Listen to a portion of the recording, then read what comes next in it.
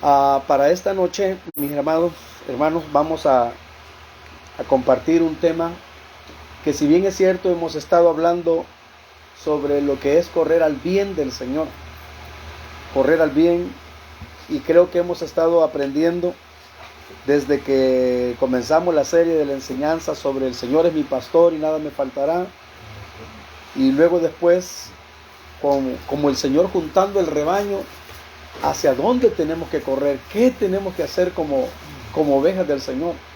Porque uno de los problemas que existe es que yo puedo andar invitando a todo mundo que venga. La pregunta es, ¿qué les vamos a dar? O sea, ¿con quién se van a encontrar o qué es lo que van a encontrar? El problema que se da muchas veces es que la gente se encuentra muchas veces, no en todas las ocasiones, pero muchas veces se encuentra con los problemas que están radicando en la iglesia. Y entonces creo de que eso es un gran problema. Bueno, se nos fue totalmente en vivo, así que estamos en vivo. Bueno, hermanos, el problema que muchas veces la gente se encuentra con lo que fulano, mengano, sultano están haciendo en la congregación, y allí se estancan. Y allí comienzan muchas veces los problemitas que de repente vienen con todo queriendo aprender del Señor. Y lo que resulta es que no aprenden del Señor, sino que aprendan de las malas mañas que alguien ya acomodado y dormido en sus laureles dentro de la congregación muchas veces está haciendo averías y destrozos dentro de las congregaciones. No estoy hablando de una manera personal, sino generalizada en muchos lugares. Imagínense que uno le ha tocado ir a predicar a muchos lugares y se ha encontrado donde hay gente que ya no quiere congregarse. Fuimos a cierto lugar donde solo había un miembro, nada más, una persona nada más se congregaba en un gran templo. Y entonces nosotros le preguntamos al hermano, ¿y dónde están todo el rebaño? ¿Dónde están? Es que a todos los tengo en disciplina. Y a este que está, estoy a punto de ponerle disciplina también. Al último que le quedaba, estaba a punto también de ponerle disciplina. O sea, como quien dice, también y se iba a ir. Entonces, bendito Dios, que el Señor nos dio gracia con un gran predio de una señora que tenía una tienda enfrente. Y entonces nos dijo, no es que no quisiera ir yo allí donde ustedes van a predicar, pero ahí nadie quiere llegar, porque nomás llegan, las corren a las ovejas. Entonces, a mí si me invitaran, yo jamás llegaría allí. Pero ustedes, el Señor los ha enviado. Pero si ustedes quieren, ahí está todo este gran predio, y yo se los doy para que ustedes prediquen. Pregúntenle al pastor si lo desea o no. Y le fuimos a decir al pastor, bueno, dijo, yo ya invito a toda la gente, dijo, a la campaña, y nadie quiere venir, dijo. Entonces, ¿qué fue lo que hicimos nosotros? Fuimos a caminar por todo el cantón, y solo ese día, no me lo van a creer, hermano, llegaron más de 200 personas del cantón. Llegaron de todos los rincones, salieron porque tenían tiempo de no tener una actividad. Y bendito Dios, la gran mayoría de la congregación, que los habían prácticamente puesto en disciplina, a saber por qué, casi que los habían echado, todos se reconciliaron, pero dijeron que no tenían dónde congregarse. ¿Qué piensan ustedes de eso?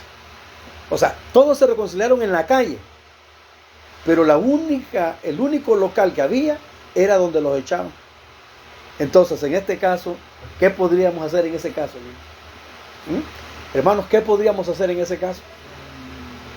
Por ejemplo, si las ovejas están dispersas, si las ovejas andan errantes, vagabundas, descarriadas, y si yo quiero, por ejemplo, que se conviertan al Señor, o sea, venimos y las traemos, pero luego acá se encuentra con alguien que en vez de colaborar con la edificación, con el crecimiento, va a colaborar en que viene hecho pedazos y lo va a terminar de hacer pedazos, ¿verdad? Que es como echar a perder el trabajo.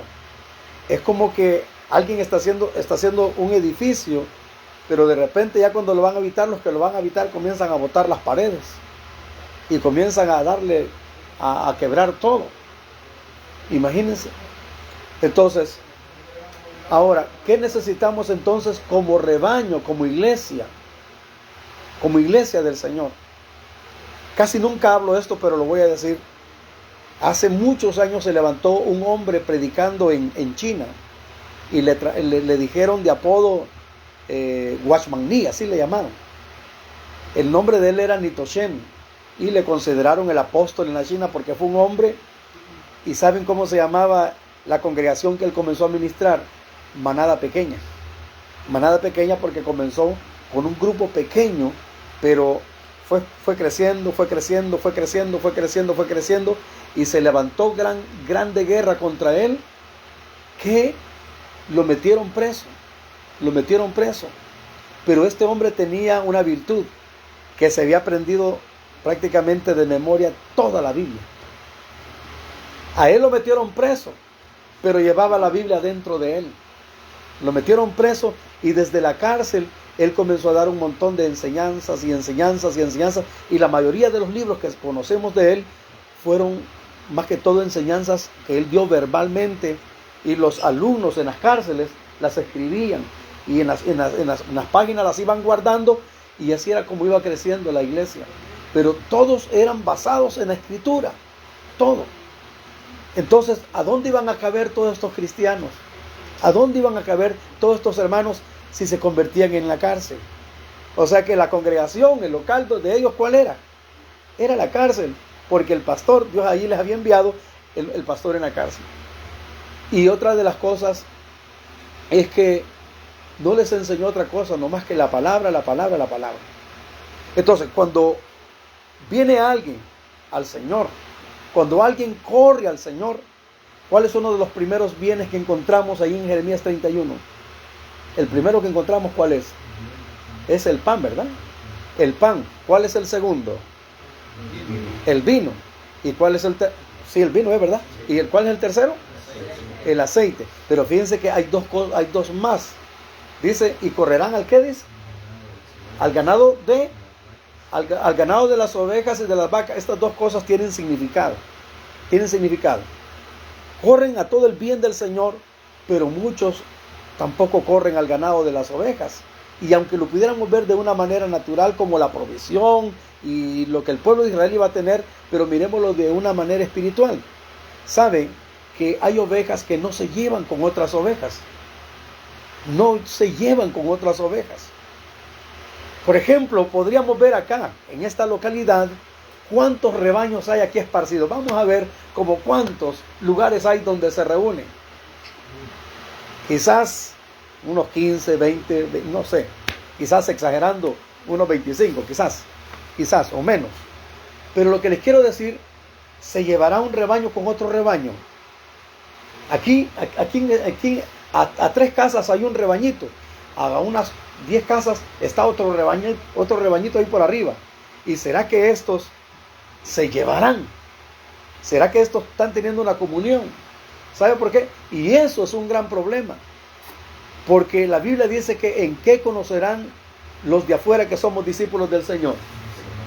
¿En cuál sería la gran característica que la gente va a conocer que somos siervos del Señor? En que nos amamos los unos a otros. Hace mucho tiempo, esta es como una introducción que estoy dando, acá en esta colonia, el Señor nos permitió que varios líderes nos reuniéramos en vigilias.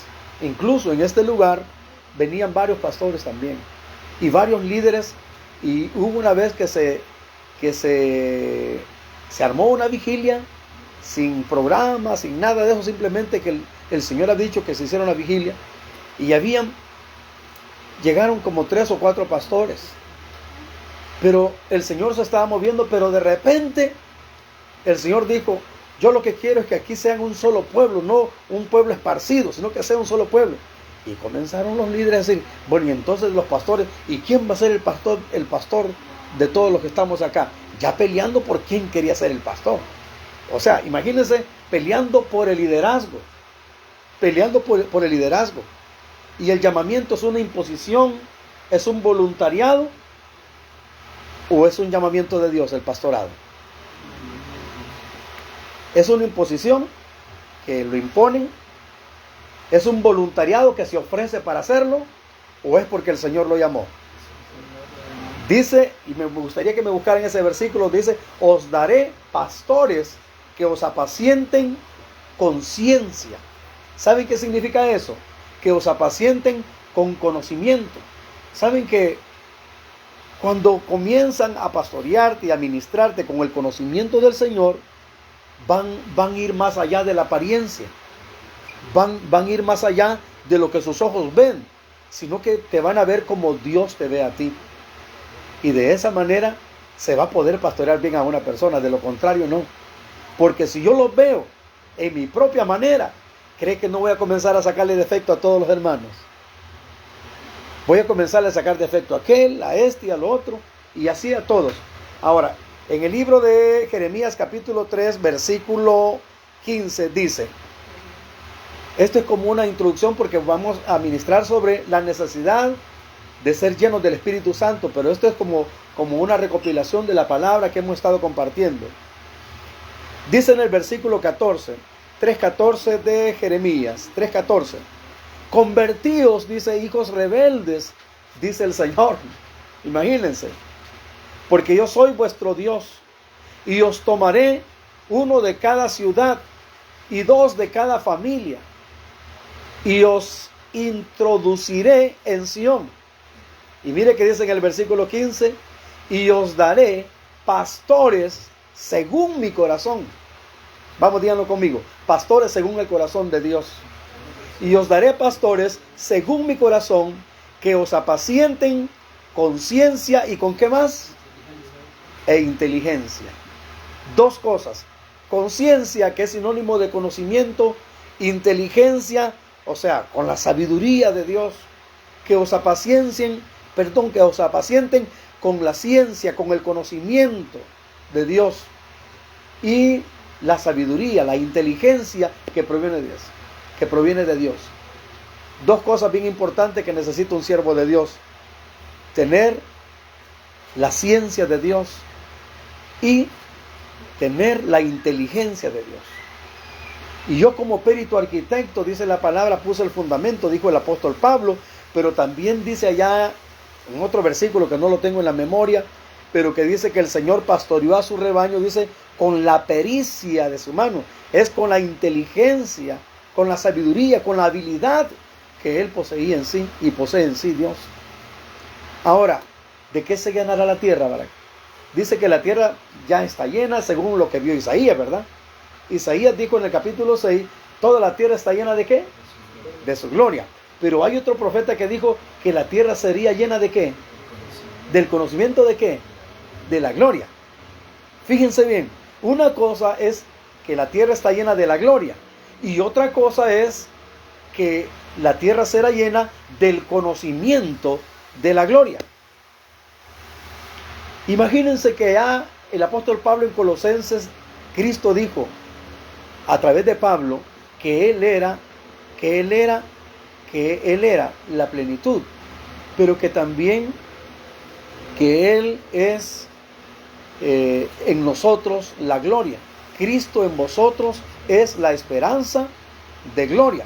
Entonces, imagínense, cuando los pastores pastorean con la ciencia de Dios y están llenos del conocimiento de Dios, dan a conocer la gloria, pero ¿será que la gloria es una erizada? ¿Será que la gloria es un emocionarse en las congregaciones? ¿O será Cristo?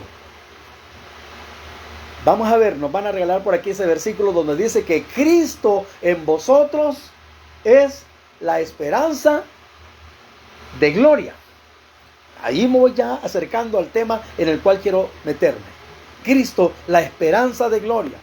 Y en el capítulo 8 del libro de Romanos, la palabra dice que la creación misma gime con dolores de partos hasta la manifestación gloriosa de ¿quiénes? De los hijos de Dios.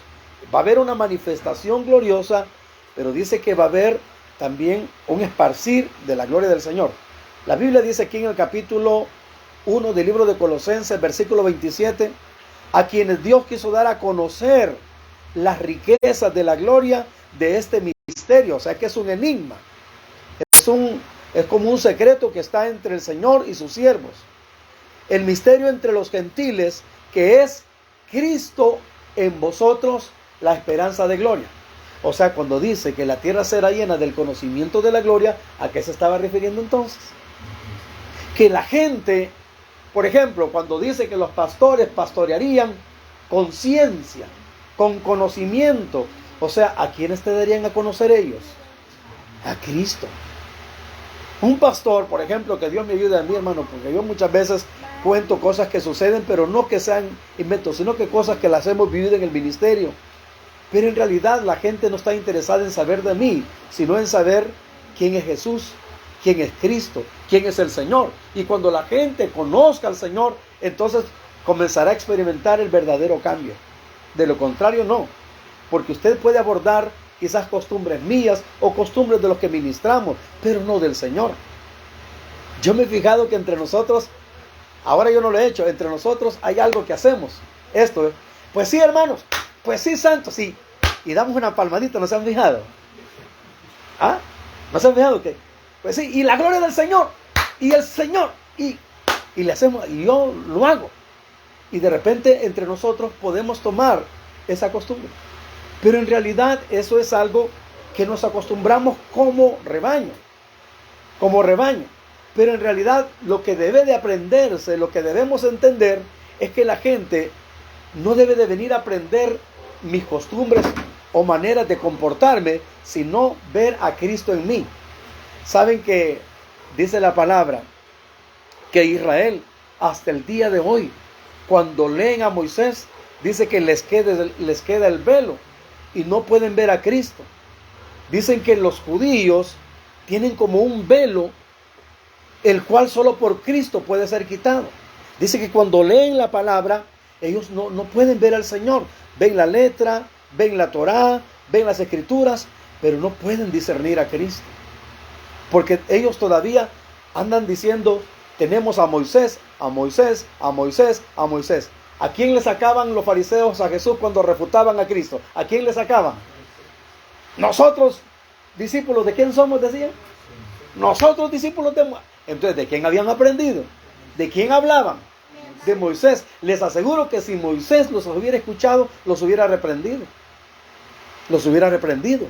Como reprendió a Josué cuando vio que Eldad y Medad andaban profetizando fuera del campamento, y le fue a reclamar Josué a Moisés y le dijo, ¿por qué no los callas? Porque no están en el campamento, deberías de callarlos. Y Moisés dijo, ¿cómo quisiera que todo el pueblo fuera profeta y que todos profetizaran? Dijo, porque al fin y al cabo la profecía no la doy yo, la da el Señor. Amén. Entonces, fíjense bien, cuando dice que os dará pastores que os aposenten o que os pastoreen con ciencia, es que te llevarán a Cristo. Ahora, no sé si encontraste ese versículo donde dice el velo el cual es quitado por Cristo. Dice que cuando leen hay un velo. Y sabe que hay quienes eso se lo ponen en las congregaciones. Por ejemplo, si le preguntan, vamos a ver, ¿cómo se llama este chico? José. ¿Dónde te congregas, José? Cualquier lado. Va, cualquier lado, porque todavía no conoce el rótulo, ¿verdad? Sí. Vaya, No, va, pero te estás congregando acá, ok. Sí. Va, pero si le preguntamos a un hermano, por ejemplo, recién y que de repente pregunta, ¿y aquí la iglesia cómo se llama? Escrito está, se llama. Entonces, si le preguntan a este hermano, ¿cómo va a responder él? ¿Me congrego a dónde? En escrito está, hermano. Ahora, ¿será correcto eso? Cuando la palabra te manda a volar eso, cuando la Biblia dice que donde están 2 o 3 congregados, ¿en quién? En su nombre, en Cristo. Allí salen volando todos los rótulos habidos y por haber. Todos los rótulos. Ahora, ¿existen rótulos? Solo aquí, que la iglesia no se tal, que la iglesia no se tal, que la iglesia no se tal, que la iglesia, ¿verdad que sí? Montón de iglesias y se pelean. ¿Y vos a cuál vas? No, yo voy a la Rosa de Sarón. No, yo voy al fuego del Dios viviente. No, yo voy a aquella. No. ¿Y vos de cuál sos?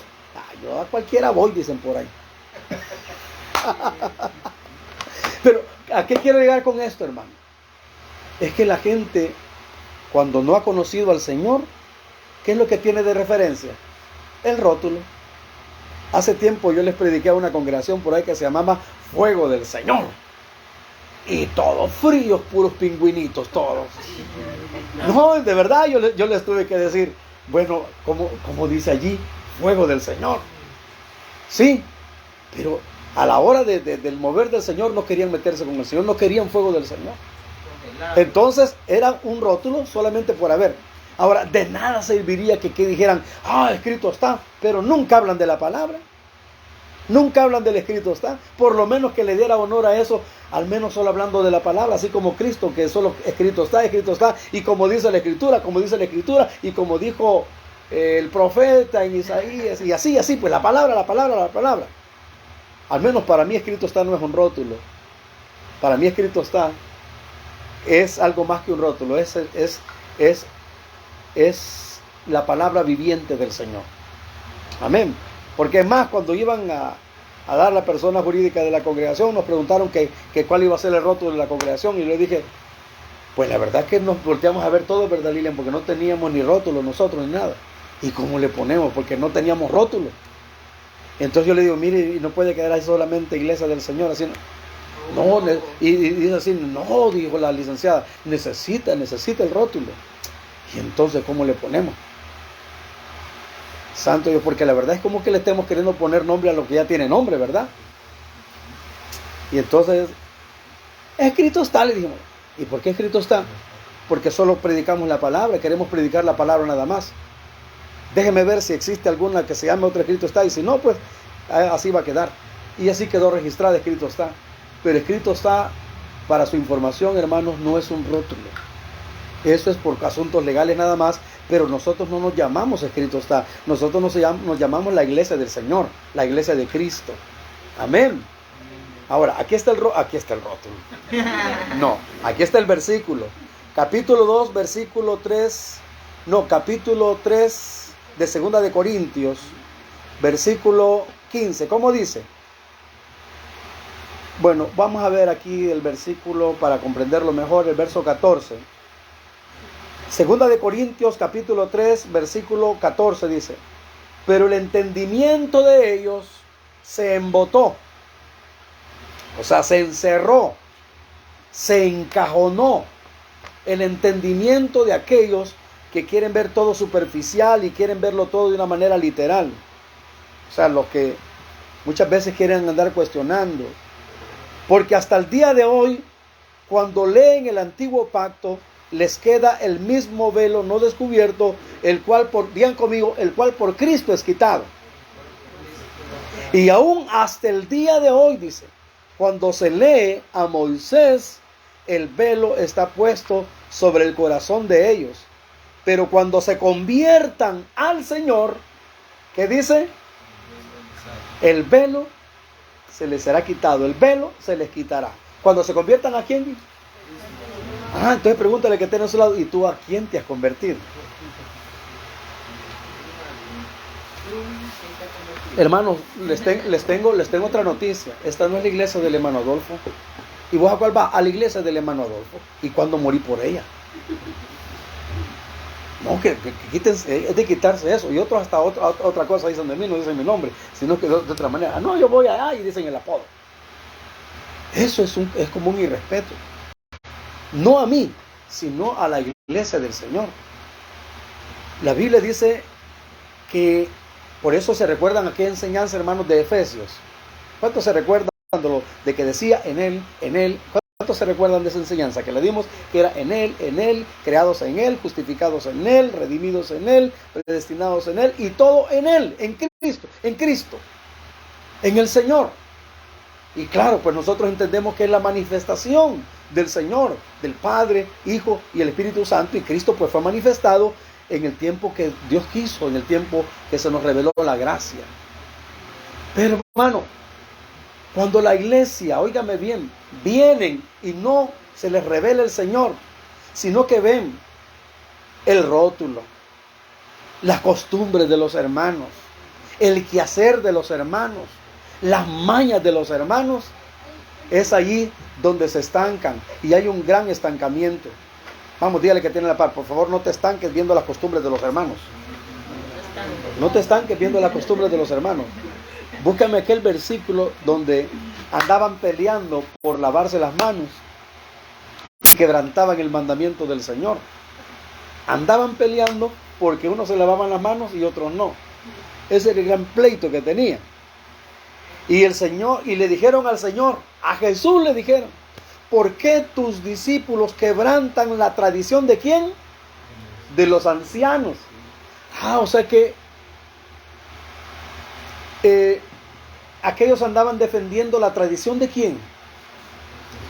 De los ancianos, no la verdad del Señor. Entonces vamos a ver aquí en el capítulo 15 del libro de Mateo, versículo 1.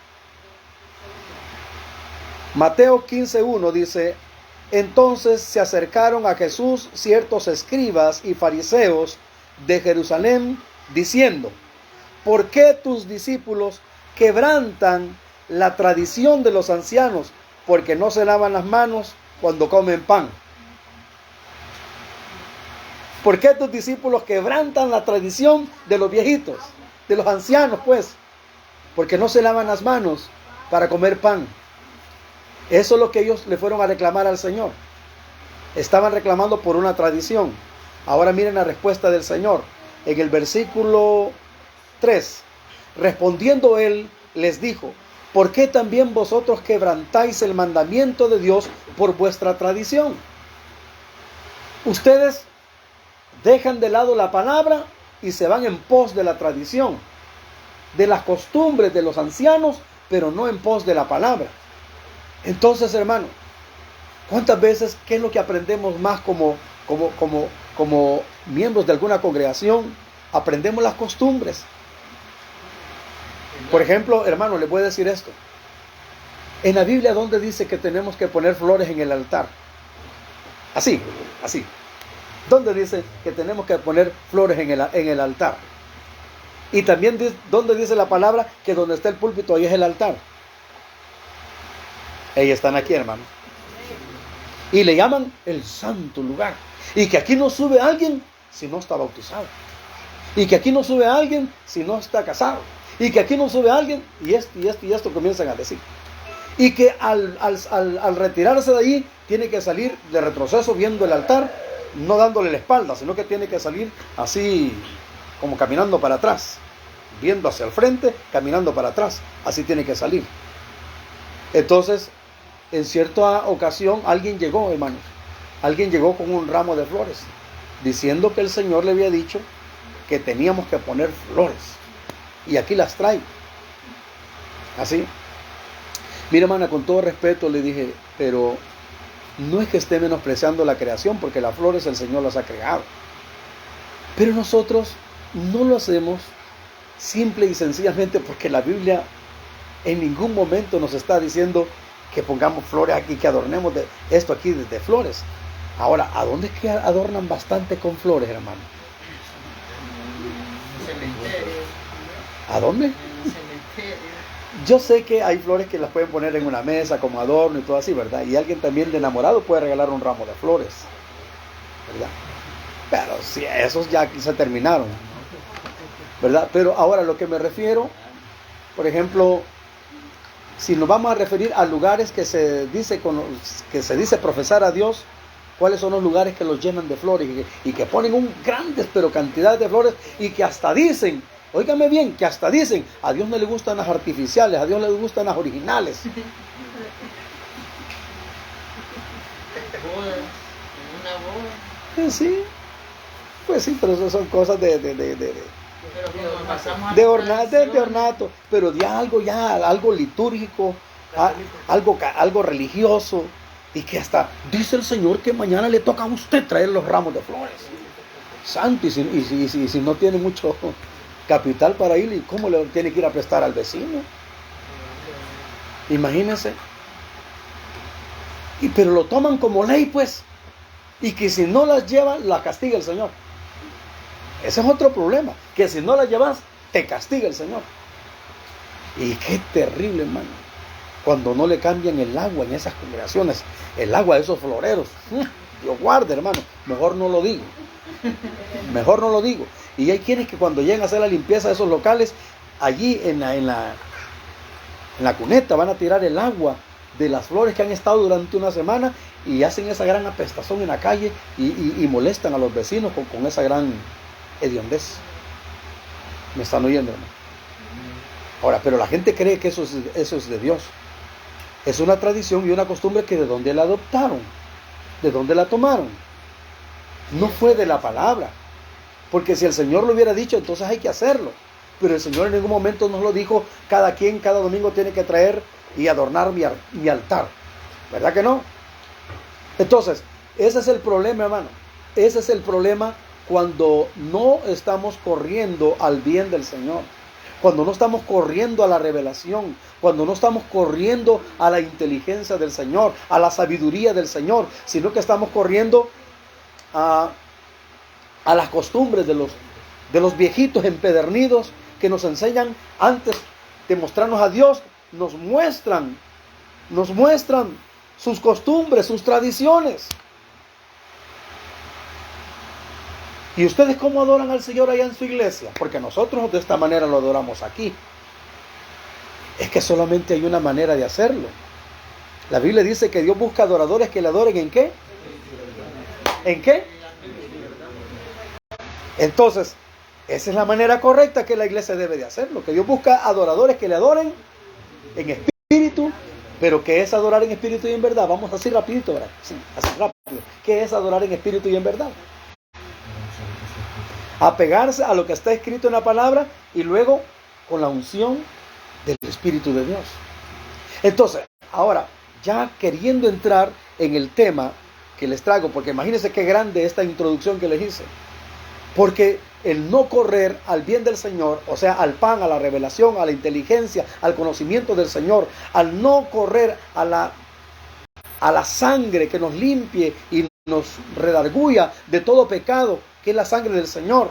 Y lo último, al no correr al Espíritu de Dios, al no anhelar ser llenos del Espíritu Santo, cometemos un montón de infracciones. Porque comenzamos a hacer cosas en la carne y no en el Espíritu. Y para entrar quiero que veamos Romanos 8.1, por favor. Vamos a ver. Romanos 8.1. Digan conmigo, la necesidad de ser llenos del Espíritu. La necesidad de ser llenos del Espíritu Santo, de andar en el Espíritu Santo. Amén. Vamos a ver. Alguien que lo tenga, que me lo lea, por favor. Romanos 8.1. ¿Sí? Ahora pues, ninguna condenación hay para los que están en Cristo Jesús, los que no andan conforme a la carne, sino conforme al Espíritu. Porque la ley del Espíritu de vida en Cristo Jesús me ha librado de la ley del pecado y de la Amén. muerte. Ahora, si vos lees los primeros 2 versículos otra vez más para que los escuchen los hermanos, léelo una vez más. Ahora pues, ninguna condenación hay para los que están en Cristo Jesús, los que no andan conforme a la carne, sino conforme al Espíritu. Aleluya. La ley del Espíritu de vida en Cristo Jesús me ha librado de la ley del pecado y de la muerte. Pero dice que para quienes no hay condenación, para los que están en Cristo Jesús, los que no andan según. Ahora, vamos a ver, Giovanni, ¿qué es no andar según la carne? Andar en nuestra propia mente, en nuestras propias decisiones. No andar tomando nuestras propias decisiones. No andar haciendo lo que usted cree, lo que usted se imagina, los impulsos de usted. Entonces, dice que, cuando alguien anda en la carne, entonces cae y atrae, en vez de traer bendición, atrae, ¿qué atrae? Condenación. Entonces Dios no quiere que la iglesia entre en condenación, porque Dios no te llamó para ser condenado. Dios te llamó para que andes en el Espíritu y seas librado de la vieja naturaleza. Amén. Ahora, vamos a ver, hermano, en el libro de Hechos, por favor, capítulo 1. En el libro de Hechos, capítulo 1. Aleluya. Libro de Hechos, capítulo 1. Dice la palabra que los discípulos, ellos querían hacer algo. Ellos querían prácticamente que las cosas se apresuraran a la manera de que ellos consideraban que así tenían que ser.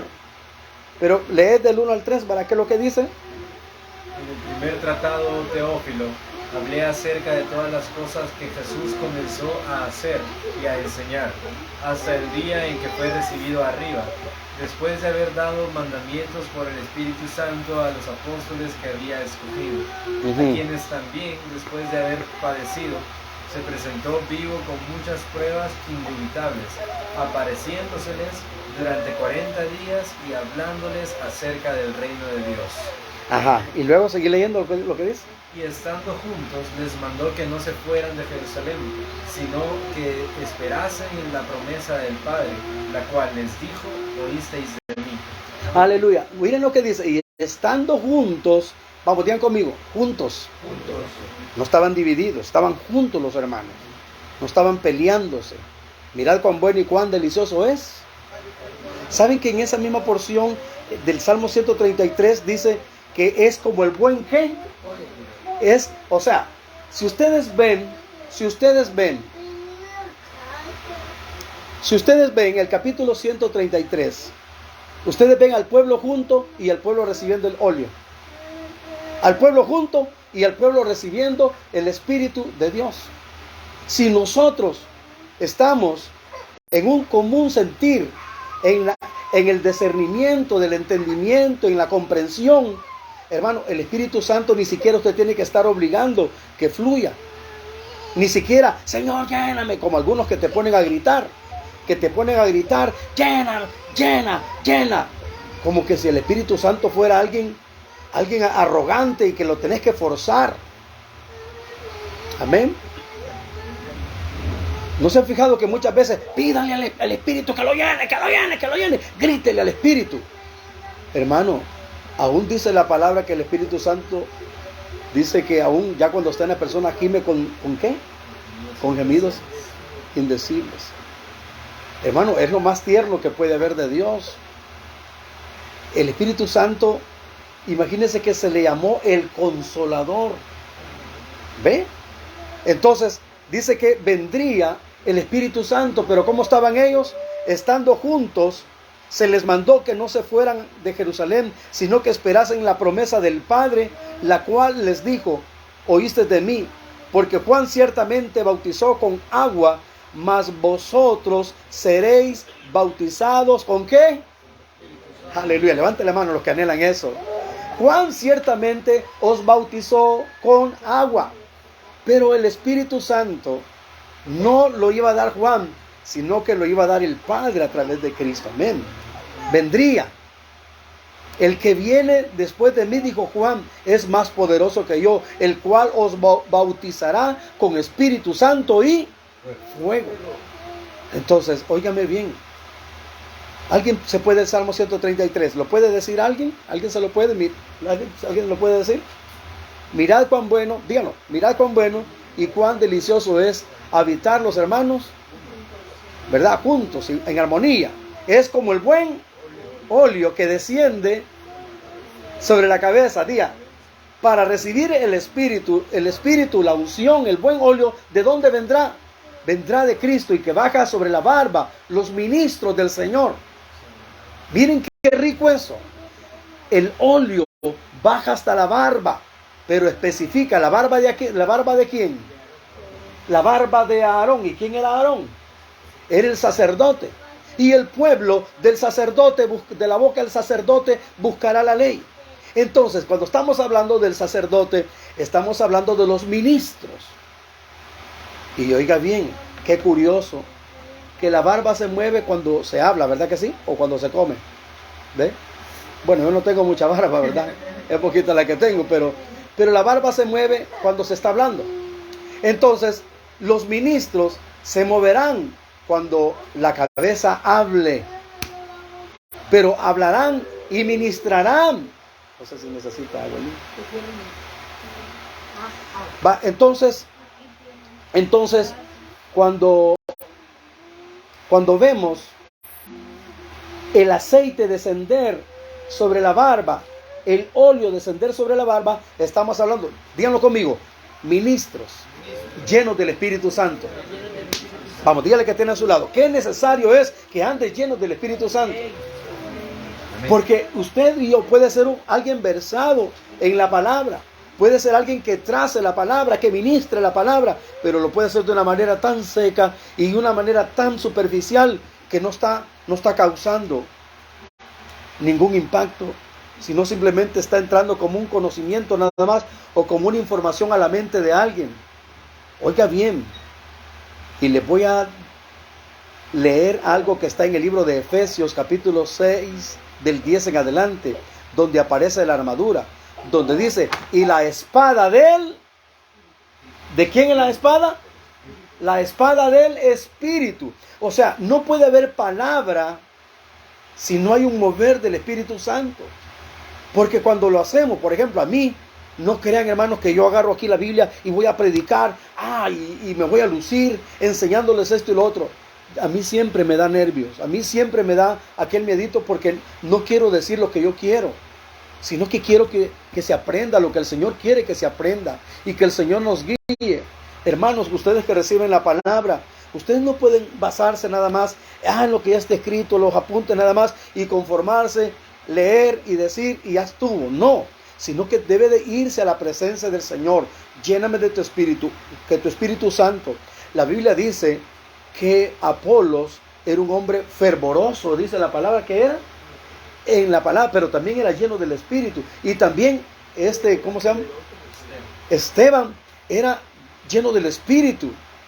Un hombre que era lleno del Espíritu y habló la palabra que terminaron matándolo. Y sabe que los discípulos, hermanos, para que ellos pudieran hablar la palabra, tenía que descender el óleo sobre ellos, para que pudiesen ministrar. Ay, déjalos. Sabe que cuando los siervos del Señor fluyen, bajo la guianza del Señor, se evitan complicaciones. ¿Saben cuál es el problema cuando alguien no está lleno del Espíritu? Cualquier cosa lo amarga, cualquier cosa lo turba, cualquier cosa lo carga, cualquier cosa le causa carga. Pero cuando alguien está lleno del Espíritu Santo, dice la palabra que Pablo y Silas estaban en la cárcel y cantaban cánticos, ¿qué? Espirituales. Estaban ellos cantando. Y dice que cuando ellos estaban ministrando, ellos no estaban renegando, ellos no estaban murmurando, ellos no estaban ahí hablando, Señor, por tu culpa nos tienen aquí. No, sino que se pusieron a cantar cánticos bajo la guianza del Espíritu. Y en ese momento el Señor causó a través de ellos un terremoto en esa cárcel. Y salieron libres que hasta convertidos subieron. Digan conmigo, cuando andamos llenos del Espíritu, no renegamos por las cosas que nos pasan. Antes bien, hasta se convierten las personas. Porque el carcelero, ¿qué pasó, Jimmy, con el carcelero? Se convirtió. ¿Qué pasó con la familia del carcelero, hermano? Se convirtieron. Porque ellos vinieron al conocimiento del Señor por aquellos que estaban hablando la palabra, cantando en el Espíritu, fluyendo en el Espíritu. Porque la palabra es la espada del Espíritu. Vamos, repitan esto conmigo, por favor, digan. El ministro del Señor debe de andar lleno del Espíritu para que la espada del Señor, no la espada mojosa de ellos, sino la espada del Señor, fluya. Porque hay dos espadas, está la espada de Pedro y la espada del Espíritu. Vamos a ver, ¿qué es lo que hace la espada de Pedro, Jimmy? ¿Qué es lo que hace la espada de Pedro, hermano Saúl? Corta oreja, ¿va? ¿Y la oreja para qué sirve? Entonces, ¿qué es lo que hacen las espadas de Pedro? Cortan el audio del pueblo. Le cortan el oído a la gente. Como quien dice, le cortan por donde tiene que escuchar. Pero la espada del Espíritu es el colirio del Señor. La espada del Espíritu es la palabra viva, como dice Hebreos 4:12. Porque la palabra de Dios, ¿qué es? Es viva, dígalo conmigo, es viva y eficaz, más cortante que toda espada de dos filos y que penetra hasta partir el alma y el espíritu, los tuétanos y las coyunturas y discierne los pensamientos y las intenciones del corazón. Abrazos, hermano, y dígale, qué necesario es que ande lleno del Espíritu. Dígale, qué necesario.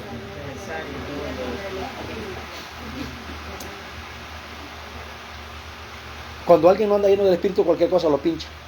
Cualquier cosa. Cualquier cosa. Cualquier cosita. Pero cuando alguien anda lleno del Espíritu, sabe que cuando una puerta está toda atorada, ¿qué es necesario ponerle a la bisagra? ¿Ah? Hay que echarle 3 en 1, ¿verdad? Hay que echarle aceite. Y un motor sin aceite, ¿qué le pasa? Se descalambra. Se destrabó, se fundió. Vamos, dígales, hermano, qué necesario es que andes lleno del Espíritu. Si no te vas a fundir. ¿Por qué hay tanto ministro fundido? ¿Por qué hay tanto ministro fundido? Se fundieron, les dio derrame, les dio esto, les dio lo otro, porque ellos lo quisieron hacer la obra en la carne. Hello, quisieron hacer la obra de Dios en su propia fuerza. Dios nos ayuda, hermano, a tratar con los problemas del pueblo en la mera carne. Nos vamos a morir, nos vamos a enfermar. Yo que he volado, dice. Quieren que les cuente así, decir, pero no lo voy a alargar mucho, rapidito. Cuando comencé a ministrar, a pastorear allá en San Jacinto, no en Cucatancingo, los primeros 7 hermanos que estaban allí, me salió una ovejita, pero de esas ovejitas berrinchudas, hermano. De esas terribles, insoportables, que hasta matar me querían. ¿Qué ovejita esa? Yo creo que era cabro, que sabe, hermano. La cuestión es que la esposa también andaba haciendo sus cositas. Entonces yo me estaba agarrando los problemas personales. Y venía yo, que aquí pasaba. Y hasta me acuerdo que la hermana Santo me decía, qué curcucho lo veo, hermano, me decía. Porque ahí venía yo así, ahora estoy gordo, hermano. Pero présteme una Biblia, présteme ese. Venía yo así, venía yo de ministrar, y así venía, ya puro viejito, hermano. Así venía ya todo, y con la cara toda jalada, porque yo me estaba tomando los problemas de los hermanos, me estaba tomando los problemas del pueblo, estaba queriendo hacer las cosas a mi manera. Saben que por eso es que aquel sacerdote de Madián aconsejó a Moisés y le dijo, no, hombre, Moisés, le dijo, mejor ordenar, le dijo, porque las cosas más serias arreglarlas tú, pero arreglar por grupos y poner gente que tengan tu mismo sentir, el espíritu, para que ellos te ayuden. Pero luego después vino el Señor y como que le desarmó todo a Madián, ¿verdad? Y el Señor le dijo, llámame a los ancianos, le dijo el Señor, ¿verdad? Llamamos a los ancianos y del espíritu que está en ti voy a poner sobre ellos, le dijo, para que te ayuden. Y se va a hacer liviana la obra. Y dice pues que Moisés pudo pastorear al pueblo de Israel por 40 años. Un pastor pastoreando un pueblo por ¿cuántos años? 40 años. Y se le levantaron Coré, Datán y Abiram. Se le levantaron rebeldes en el pueblo. Se le levantaron que lo amenazaban a Moisés. Pero dice que no había hombre tan manso como Moisés en toda la tierra. ¿Cómo te imaginas a Moisés con Coré, Datán y Abiram levantándosele en rebelión? ¿Cómo te imaginas a Moisés? Así, agarrándose la barba. Moisés y esto no saben que el Señor pelea por mí y que esta obra no es mi obra. Una vez el Señor le dijo a Moisés, dile al pueblo, a tu pueblo que ¿cómo le dijo? Dile a tu pueblo. No le dijo, este no es tu pueblo, este no es mi pueblo, es tu pueblo, le dijo. Este es el pueblo que tú sacaste. Yo no lo saqué, Señor. Tú lo sacaste. No es mi pueblo, como quien dice, esto no es mi iglesia, Señor, es tu iglesia. Así de que no me la estés tirando a mí, porque es tuya. Y de esa manera Moisés descansaba. Y una vez hasta lo criticaron porque se había conseguido una madianita. Pero Moisés tranquilo andaba. Ni peleó por las murmuras de sus mismos hermanos. Porque a veces también la misma familia se levanta contra la misma familia. Pregúntale que tiene a su lado, será cierto. La misma familia muchas veces se levanta contra la misma familia. Porque en este caso se levantó a Aarón y María en contra de Moisés. Murmuraron los hermanitos de Moisés y dijeron, una cosita se ha conseguido este Moisés, una negrita. No, ¿y por qué no se consiguió una de aquí? ¿Por qué no tomó una de entre el pueblo? Y comenzaron ellos a hacer sus comentarios. Moisés no los estaba escuchando. ¿Saben quién los estaba escuchando? El Dios que había llamado a Moisés. Y el Señor viene donde Moisés y le dice, mira, llámame a tu hermano, llámame a María, llámame a Aarón, tengo que hablar con ellos, llámamelos. ¿No tuviste temor a hablar de mi siervo? Le dije. Por eso dígale que tiene a su lado un siervo ungido. Diga, un siervo ungido. Va a pensar 2 veces hablar de su hermano. Fíjense que hay una gran diferencia entre Saúl y David. Los dos eran ungidos. Los dos eran ungidos. Con la diferencia que David no rechazó la palabra del Señor, sino que la obedecía. Y lo que pasaba con Saúl era que Saúl se rebelaba a la voz del Señor, se rebelaba a la palabra del Señor, y por lo tanto el Señor lo desechó para que ya no fuese rey sobre Israel. Pero cuando Saúl perseguía a David, aún David siendo ungido del Señor, ¿qué decía referente a Saúl? ¿Cómo decía? Ay de mí si tocare al ungido del Señor, porque respetaba la unción aunque Saúl anduviera mal. Aunque Saúl anduviera mal. He allí el detalle, mis queridos hermanos. He allí la no sé si poderle llamar de esta manera, la luz o la revelación de esa palabra. Porque David había sido ungido, pero esa unción que había en él lo había hecho tan respetuoso a no tocar la unción de otro, aunque anduviera mal. ¿Están aquí, iglesia? Cuando alguien tiene el corazón como del Señor, como David, que era conforme al corazón del Señor y tenía la santa unción, dice, yo te ungí con mi santa unción. El Señor ungió a David con su santa unción, lo ungió y fue ungido 3 veces por los valientes de David, por los ancianos y creo que también por el pueblo, ¿verdad? ¿O por quiénes? 3 veces, ¿verdad? 3 veces fue ungido David. Y por eso es que David decía, Señor, unge mi cabeza con aceite. Unge mi cabeza con aceite. Y saben que David, cuando fue ungido por el profeta, el Espíritu de Dios vino sobre él. El Espíritu de Dios vino sobre él. ¿Y qué es lo que vino sobre Saúl? Un espíritu que lo atormentaba. O sea, un ungido que despreció la palabra del Señor. O sea, ahí estaba la unción. Pero sin embargo, ¿saben qué, hermanos míos? Ya el Señor no lo estaba tomando como el rey de Israel, sino que el rey de Israel era el ungido David. Pero David, ¿saben que él le dijo al Señor cuando él había pecado? Esta es la diferencia cuando alguien peca. Cuando David había pecado, le dijo al Señor, no quites de mí ¿el qué? Tu Santo Espíritu. Eso fue lo que dijo, no quites de mí, porque David estaba acostumbrado a vivir bajo la guianza del Espíritu Santo. Espíritu noble me sustente. Guíame con tu espíritu. ¿Saben que David fue alguien que aprendió a vivir bajo la guianza del Espíritu? Aprendió a vivir siendo lleno del Espíritu. Sin embargo, ahora vemos acá que los discípulos, ellos, el Señor les dijo que se quedaran allá para que fuesen llenos del Espíritu, que fuesen llenos del poder. Quiero que vean más adelante qué es lo que dice. Entonces los que se habían reunido, dice en el versículo 6, ¿qué es lo que dice? Entonces, 1:6 de Hechos. Entonces los que se habían reunido les preguntaron diciendo, Señor, ¿restaurarás el reino de Israel en este tiempo?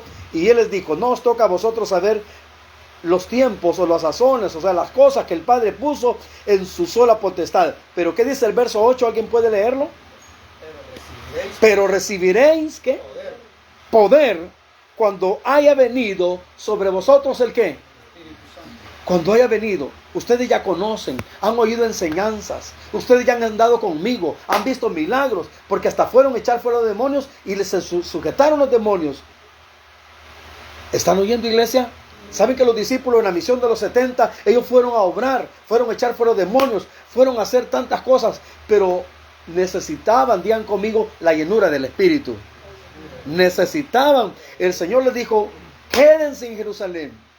Ustedes van a saber las cosas que el Padre quiere que sepan, pero ustedes tienen que quedarse en obediencia en Jerusalén, donde serán llenos del poder de lo alto cuando haya venido sobre vosotros el Espíritu Santo, la promesa del Padre. Aleluya. De lo contrario no me van a salir a predicar. De lo contrario no van a salir a fluir. Porque para que me sean testigos en Jerusalén, Judea, Samaria y hasta lo último de la tierra, tienen que ser ¿qué? Llenos del Espíritu Santo. O sea, ellos ya querían, pero el Señor dijo, quédense, esperen la promesa, esperen, porque cuando ya estén empoderados, cuando estén llenos del Espíritu Santo, no es para que ustedes hagan lo que ustedes quieran, sino que el Espíritu Santo los va a guiar a toda verdad y justicia. El Espíritu Santo los va a hacer milagros. El Espíritu Santo, ¿se recuerdan de Pedro y Juan cuando iban entrando al templo? En la puerta dice que había un enfermo, ¿verdad que sí? ¿Cómo era ese enfermo? Paralítico. Pues dice la palabra que ese hombre estaba pidiendo. Pero Pedro y Juan le dijeron, no tenemos oro ni plata, pero lo que tenemos, te damos. Ahora la pregunta es, ¿qué tenían? ¿Qué tenían? Tenían el poder del Señor. No tenían solo la palabra, tenían el poder. Y le dijeron, en el nombre de Jesús, levántate. Y se levantaban. Y en el capítulo 2 del libro de los Hechos, vemos que dice que estaban todos reunidos cuando de repente vino un estruendo del cielo y vino sobre ellos el poder de lo alto y se les repartieron sobre cada uno lenguas como de fuego que se asentaron sobre cada uno de ellos y comenzaron a hablar en otras lenguas llenos del Espíritu Santo. Y los que habían llegado allí en la fiesta de Pentecostés, habían partos, habían elamitas, habían griegos, habían árabes, habían italianos, de muchas naciones habían llegado hasta de Babilonia y dijeron, estos están hablando en nuestra propia lengua. No dijeron, estos están locos, están llenos de mosto, están borrachos. Pero dice que Pedro se levantó en el poder del Espíritu Santo. Vamos bien conmigo, se levantó lleno del Espíritu. Pedro ya estaba lleno del Espíritu. Pedro ya había sido bautizado, ya no era aquel que se acobardó negando al Señor 3 veces. Ya era aquel Pedro lleno del poder de lo alto. Ya era aquel Pedro lleno del Espíritu Santo, el cual ya no iba a hablar con su propia fuerza, ni iba a andar ya sacando su espada mojosa, sino que ahora era la espada del Espíritu. Aleluya. En el capítulo 2 dice que Pedro comenzó a ministrar y solo en esa predicación que el apóstol Pedro hizo, ¿cuántos se convirtieron? Se convirtieron 3,000 personas. 3,000 personas y lo bautizaron a todos los que fueron convertidos. Y dice la palabra, y los que se habían convertido al Señor tenían todas las cosas en común, habitaban juntos, la palabra del Señor abundaba. Y el Señor, ¿qué es lo que hacía? Añadía, ¿qué? Cada día a los que habían de ser salvos. Pero eso fue después de ¿qué? Después de que fueron llenos del Espíritu Santo. ¿Cuántos años les anduvo enseñando la palabra del Señor a los discípulos? Vamos a ver, hermanos, ¿cuántos años? 3 años y medio. Bueno, se supone que son 3, ¿verdad? Pero si sacamos algunos cálculos, un poquito, investigando un poquito más, pues fueron 42 meses. Pero fíjense, hermanos, digamos que durante todo ese tiempo, el Señor les pasó enseñando. Y hay una porción que me gustaría que me la buscaran, por favor, donde dice que el Señor los llamó para que estuviesen con Él. Los llamó así para que estuviesen con Él. Y los estuvo enseñando. Pero ya después el Señor se fue y fueron esparcidos todos. Pero se fueron llenos de ¿qué? Aleluya.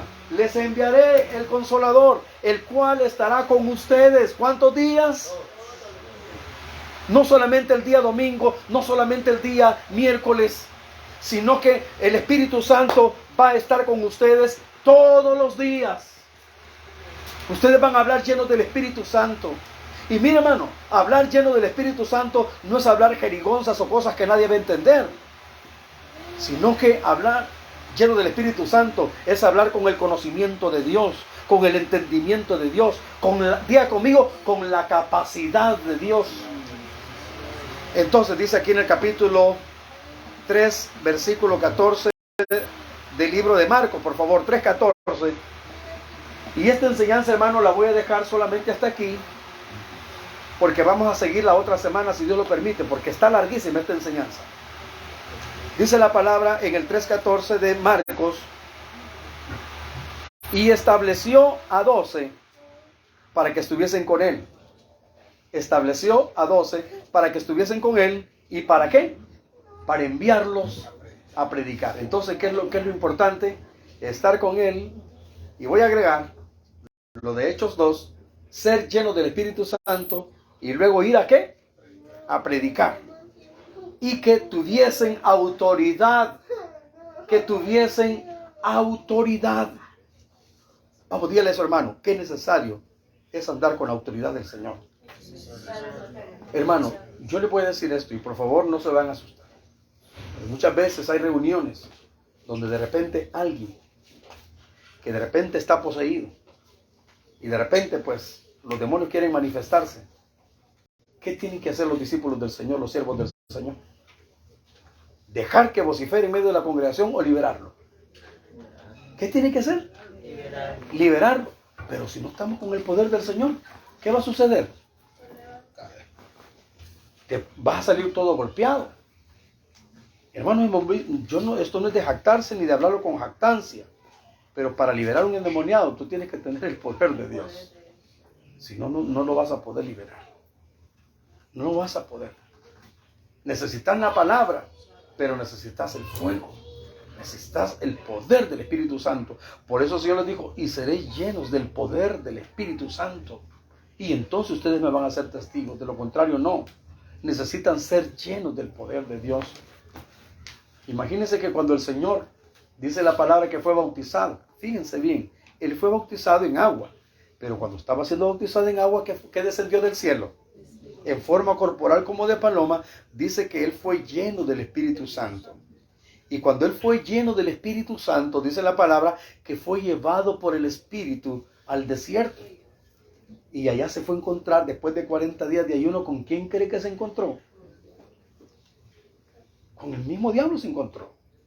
Vino el diablo y creyó que por la debilidad física podía vencer al Señor, pero se le fue feo, porque el Señor estaba en el poder del Espíritu, estaba lleno del Espíritu y tomó la palabra. Un ministro lleno del Espíritu tomando la palabra. Como hombre, hermano, la palabra viviente y el Espíritu que estaba en él.